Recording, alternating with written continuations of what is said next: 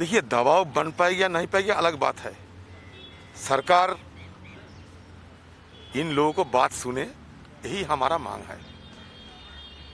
Singhu border में जो होते हैं, टिकरी बॉर्डर में जो होते हैं, लाखों की तादाद में जो किसानों आज आंदोलन कर रहे हैं, ये आंदोलन को हम शुरू के दिन से समर्थन कर रहे हैं। सिर्फ हमारे पार्टी की कोई अगले दिन कोई नाफा होगा ये नहीं, इसमें हम सियासत की कोई सवाल नहीं उठाते।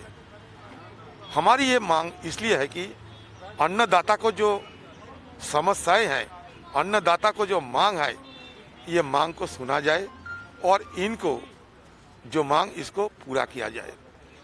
आज हिंदुस्तान की लाखों की तादाद में किसान खुले आसमान की तले ये शीत की कहर झेलते हुए आज किस तरीके की जिंदगी गुजार रहे हैं, हम सब देख रहे हैं। हम सबको शर्मिंदी होना चाहिए कि आज हिंदुस्तान में एक सरकार है, 1 महीना होने के बावजूद जिन सरकार को ये नहीं लगा कि एक बार हम खुद जाके बात करें। हमारी देश की जो प्रधान है, प्रधान मतलब प्रधानमंत्री जो है, उनको तो एक बार इनसे मिलके इनकी बात सुन के सुलझाने की कोई रास्ता निकालने का कोशिश करना चाहिए था।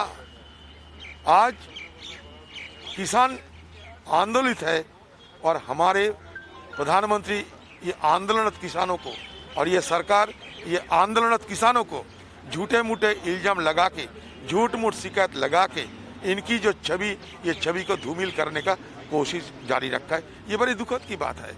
तो इसलिए हम चाहते हैं कि सरकार ये किसानों की बात सुन के, इनका मांग को मद्देनज़र सरकार ठोस कदम उठाए और जल्द से जल्द किसानों की जो आंदोलन, वो आंदोलन को समाप्त करने का कोशिश करे। लेकिन चौधरी साहब, जिस तरीके से अभी किसानों को प्रधानमंत्री नरेंद्र मोदी संबोधित कर रहे थे, उन्होंने कहा कि दूसरे राज्यों के जो लोग हैं वो किसानों को बरगलाने की कोशिश कर रहे हैं।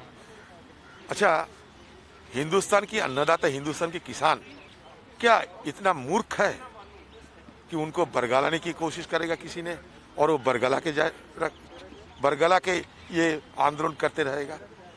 आप प्रधानमंत्री हिंदुस्तान के किसानों को, आज तक जिन किसानों को आप कहते थे कि अन्नदाता है, आज वो किसान को आप मूर्ख साबित करने का कोशिश करते हैं। ये बड़ा दुख की बात होते हैं।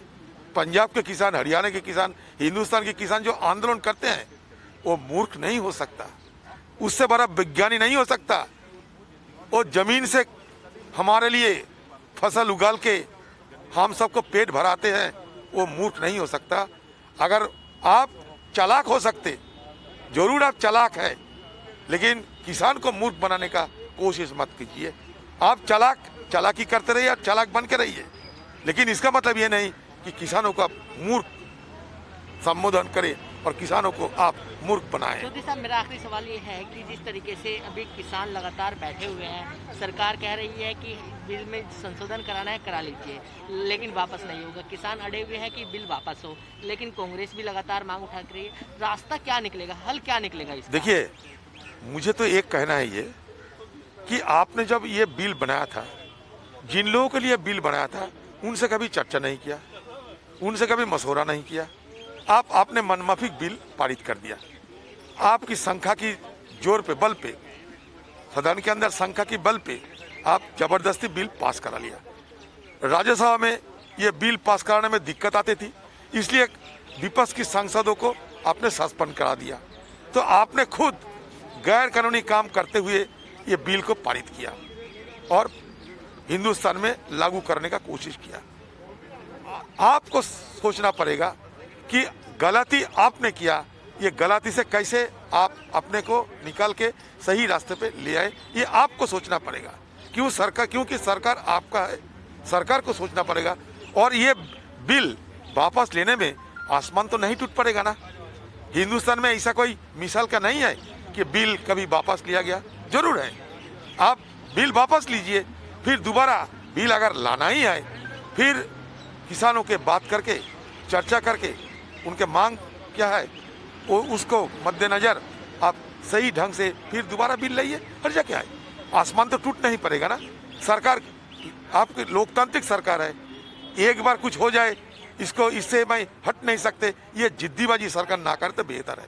सरकार को जिद्दीबाजी करना शोभा नहीं देता है, लेकिन ये सरकार ज़्यादा जिद्दीबाजी करता है, इसलिए ये जो समस्या है ये समस्या सुलझाने के बदले और बढ़ते जा रहे हैं। सब सरकार पे किसानों के लिए भी दबाव बनाना पड़ता है, ये भी एक हमारे लिए शर्म के मुकाम है। ये लोगों का मुद्दा है, ये किसान का मुद्दा है, देश का मुद्दा है। अगर इस मुद्दे पे भी मोदी साहब की आंखें नहीं खुलती और कान नहीं खुलते तो मैं समझता हूँ लोकतंत्र का ये मजाक बना रखा है मोदी साहब ने।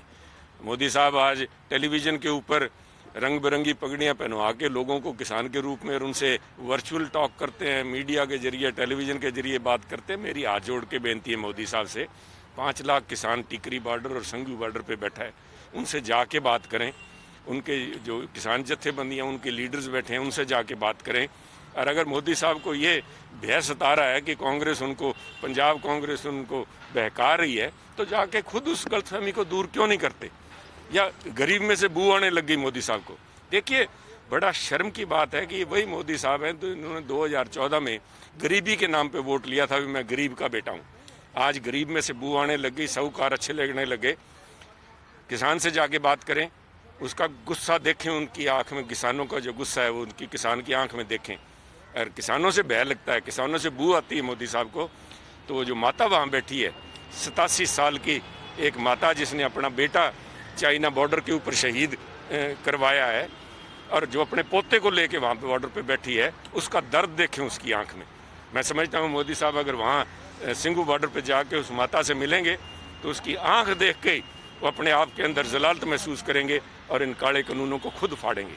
लेकिन जाखड़ साहब, जिस तरीके से आज प्रधानमंत्री नरेंद्र मोदी भाषण दे रहे थे, उन्होंने कहा है कि बंगाल के कुछ लोग जो हैं वो दिल्ली बॉर्डर पर जाकर जो किसान बैठे हुए हैं उनको बरगलाने की कोशिश कर रहे हैं। देखिए, किसान ਨੂੰ ਬਰਗਲਾਣ ਦੀ ਲੋੜ ਨਹੀਂ, ਕਿਸਾਨ ਤਾਂ ਭੱਕਿਆ ਫਿਰਦਾ ਹੈ। ਅੱਜ ਕਿਸਾਨ ਜਿਹੜਾ ਹੈ ਅੰਦਰੋਂ ਉਹਦੇ ਸੇਕ ਨਿਕਲ ਰਿਹਾ, ਕਿਉਂਕਿ ਉਹਨੂੰ ਸਾਹਮਣੇ ਮੌਤ ਖੜੀ ਦਿਖ ਰਹੀ ਹੈ। ਜਿਹਨੂੰ ਪੜ੍ਹੇ ਲਿਖੇ ਲੋਕ ਕਹਿ ਦਿੰਦੇ ਆ ਡੈਥ ਵਾਰੰਟ, ਕਿਸਾਨਾਂ ਨੂੰ ਸਾਹਮਣੇ ਖੜੀ ਮੌਤ ਦਿਸੀ ਜਾਂਦੀ ਹੈ ਵੀ ਆ ਮੌਤ ਦਾ ਫਰਮਾਨ ਮੋਦੀ ਸਾਹਿਬ ਨੇ ਲਿਖ ਕੇ ਭੇਜਤੇ। ਜਿਹੜੇ ਕਾਲੇ ਕਾਨੂੰਨ ਨਹੀਂ, ਆ ਤਿੰਨੋਂ ਮੌਤ ਦਾ ਫਰਮਾਨ ਹੈ। ਸਾਨੂੰ ਇਕੱਲੇ ਮਜ਼ਦੂਰ ਹੀ ਨਹੀਂ ਬਣਾ ਦੇਣਗੇ, ਸਾਨੂੰ ਗੁਲਾਮ ਬਣਾ ਦੇਣਗੇ। ਆ ਸਾਰੇ ਦੇਸ਼ ਵਾਸੀਆਂ ਵਾਸਤੇ ਵੀ ਸੰਦੇਸ਼ ਹੈ ਵੀ ਲੋਕਤੰਤਰ ਦੀਆਂ ਧੱਜੀਆਂ ਉਡਾਈ ਜਾ ਰਹੀਆਂ। ਕਿਸਾਨ ਮਜ਼ਦੂਰ ਬਣੂਗਾ, ਦੇਸ਼ ਦਾ ਨਾਗਰਿਕ ਗੁਲਾਮ ਬਣੂਗਾ। ਅੱਜ ਇਹਦੇ ਨਾਲ ਲੜਾਈ ਹੈ। ਮੋਦੀ ਸਾਹਿਬ ਜਾ ਕੇ ਉਹਨਾਂ ਦਾ ਭਰਮ ਦੂਰ ਕਰਨ। ਮੋਦੀ ਸਾਹਿਬ ਨੇ ਜਿਹੜਾ ਇੱਕ ਨਵਾਂ ਅੱਜ ਸ਼ਗੂਫਾ ਛੱਡਿਆ ਵੀ ਮੈਂ ਕਿਸਾਨਾਂ ਦੇ ਖਾਤਿਆਂ 'ਚ 18,000 ਕਰੋੜ ਰੁਪਈਆ ਪਾਉਣ ਲੱਗਿਆ। ਮੋਦੀ ਸਾਹਿਬ 18,000 ਤੁਸੀਂ ਪਾਉਣ ਲੱਗੇ ਹੋ ਤੇ 3,60,000 ਕਰੋੜ ਰੁਪਈਆ ਤੁਸੀਂ ਕਿਸਾਨਾਂ ਦੀ ਜੇਬ 'ਚੋਂ ਕੱਢ ਲਿਆ ਡੀਜ਼ਲ ਦੀ ਕੀਮਤਾਂ ਵਧਾ ਕੇ। 2014 'ਚ ਜਦੋਂ ਕੀਮਤਾਂ ਡਿੱਗੀਆਂ ਸੀਗੀਆਂ ਇੰਟਰਨੈਸ਼ਨਲ ਦੁਨੀਆ ਦੇ ਬਾਜ਼ਾਰ 'ਚ $120 ਤੋਂ ਘਟ ਕੇ $20 ਆਈਆਂ ਸੀ, ਉਦੋਂ ਇਹ ਹੀ ਮੋਦੀ ਸਾਹਿਬ ਸੀਗੇ ਜਿਹੜੇ ਕਹਿੰਦੇ ਸੀ ਮੈਂ ਦੇਸ਼ ਕੇ ਲਈ ਬੜਾ ਭਾਗਿਆਸ਼ਾਲੀ ਹੂੰ। ਤੇ ਅੱਜ ਮੈਂ ਸਮਝਦਾ ਹਾਂ ਦੇਸ਼ ਵਾਸਤੇ ਸਭ ਤੋਂ ਮਨਹੂਸ ਜਿਹੜਾ ਕੰਮ ਹੋਇਆ ਸੀਗਾ, ਬੀਜੇਪੀ ਦੀ ਸਰਕਾਰ ਬਣੀ 2014 'ਚ, ਜੋ ਗਰੀਬ ਨੂੰ, ਸਾਡੇ ਛੋਟੇ ਕਿਸਾਨ ਨੂੰ ਜਾਂ ਜਿਹੜੇ ਟਰਾਂਸਪੋਰਟਰ ਹੈ, ਟਰੱਕਾਂ ਵਾਲੇ, ਬੱਸਾਂ ਵਾਲੇ, ਉਹਨਾਂ ਨੂੰ ਫਾਇਦਾ ਮਿਲਣਾ ਚਾਹੀਦਾ ਸੀਗਾ। ਡੀਜ਼ਲ ਦੀ ਕੀਮਤਾਂ ਘੱਟ ਕੇ, ਪੈਟਰੋਲ ਦੀਆਂ ਕੀਮਤਾਂ ਘੱਟ ਕੇ, ਉਹ ਸਾਰਾ ਸਾਹੂਕਾਰਾਂ ਦੇ, ਰਿਲਾਇੰਸ ਵਾਲੇ ਪੈਟਰੋਲ ਪੰਪ ਜਿਹੜੇ ਆ ਦੂਜੇ ਇਹਨਾਂ ਦੇ ਹੈਗੇ, ਉਹਨਾਂ ਦੇ ਪੈਟਰੋਲ ਪੰਪ, ਉਹਨਾਂ ਨੂੰ ਫਾਇਦਾ ਦੇਣ ਵਾਸਤੇ ਇਹਨਾਂ ਨੇ ਉਹ ਸਾਰਾ ਪੈਸਾ ਕੱਲਾ ਘਟਾਈਆਂ ਦਾ ਦੂਰ, ਇਹਨਾਂ ਨੇ ਐਕਸਾਈਜ਼ ਡਿਊਟੀ ਵਧਾ ਕੇ ਕੀਮਤਾਂ ਵਧਾਤੀਆਂ। ਉਹ ਵਧੀ ਹੋਈ ਜਿਹੜੀ ਕੀਮਤ ਹੈ ਉਸ ਤੋਂ 10 ਗੁਣਾ ਪੈਸਾ ਇਹਨਾਂ ਨੇ ਕਿਸਾਨ ਦੀ ਜੇਬ 'ਚੋਂ ਕੱਢਿਆ ਤੇ ਉਹਨੂੰ ਲੋਲੀਪੌਪ ਦੀ ਤਰ੍ਹਾਂ ਦੇ ਕੇ 18,000 ਕਰੋੜ ਰੁਪਏ ਕਿਸਾਨਾਂ ਨੂੰ ਬੇਵਕੂਫ ਬਣਾਉਣ ਦਾ ਬਹੁਤ ਕੋਝਾ ਪ੍ਰਯਾਸ ਹੈ।